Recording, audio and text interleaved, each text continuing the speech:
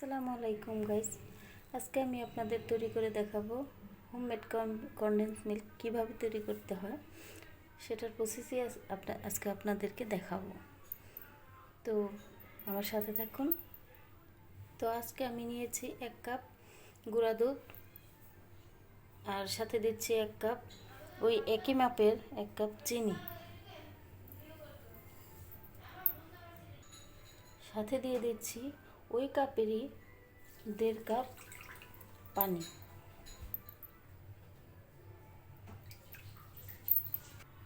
এখন আমি একটু নাড়াচাড়া করে সব কিছুকে মিশিয়ে নিব। তো আমার চিনি আর গুঁড়া দুধ মেশানো হয়ে গেছে। এখন চুলার জাল দিয়ে দিব। জালটা জ্বালিয়ে দিলাম।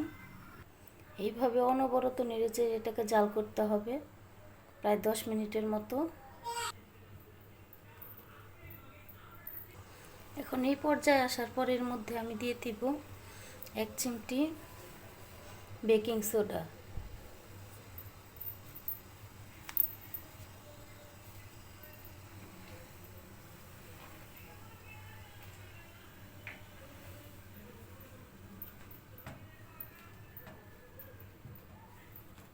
এই পর্যায়ে এসে আপনাদের চুলার জালটা একটু মিডিয়াম লোতে রাখতে হবে, আর চেষ্টা করবেন অনবরত নাড়াচাড়া করতে। সেই আগের দিনের মতো এখনকার মানুষের হাতে কি আর এত সময় আছে যে ঘন্টার পর ঘন্টা দুধ জাল করে তারপর কনডেন্স মিল্ক তৈরি করবে? তাই তো এটা শর্টকাট পদ্ধতি। খেতে কিন্তু স্বাদের বেলায় কোনো হেরফের হয় না, একদম খাঁটি কনডেন্স মিল্ক, দোকানের কেনা কনডেন্স মিল্কের মতো। এ পর্যায়ে এসে চুলার জালটা কিন্তু বন্ধ করে দিতে হবে।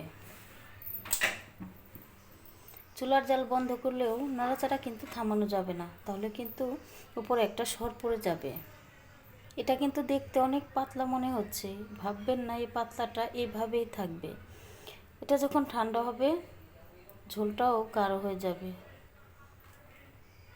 এই মিল্কটা যত ঠান্ডা হবে এর গ্রেভিটা তত ঘন হবে। এখন আমার কনডেন্স মিল্কের এই গ্রেভিটা পুরোপুরি ঠান্ডা হয়ে গেছে। এখন এর কনসিস্টেন্সি যে কতটা ঘন হয়েছে দেখতে পাচ্ছেন। এখন আমি এই কনডেন্স মিল্কটাকে একটা বাটির মধ্যে সার্ভ করব।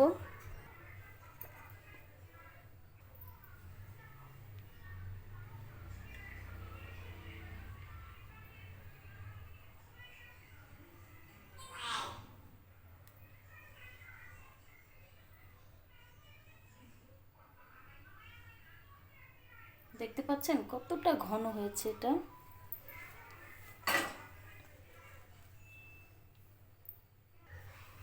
এইভাবে যদি আপনারা বাসায় কনডেন্স মিল্ক বানিয়ে খেতে পারেন তাহলে আর বাইরে থেকে কেনার কোনো প্রয়োজন নেই। এটাকে আপনারা নর্মাল ফ্রিজে রেখে অনেক দিন পর্যন্ত খেতে পারবেন। আরেকদিন আপনাদেরকে কনডেন্স মিল্ক দিয়ে চা করে দেখাবো কতটা কালারফুল হয় এই কনডেন্স মিল্ক দিয়ে চা বানালে। সো আজকের জন্য এখানেই শেষ করছি। আগামী কোনো এক ভিডিওতে দেখা হবে। ততদিন পর্যন্ত ভালো থাকবেন, সুস্থ থাকবেন। আল্লাহ হাফিজ।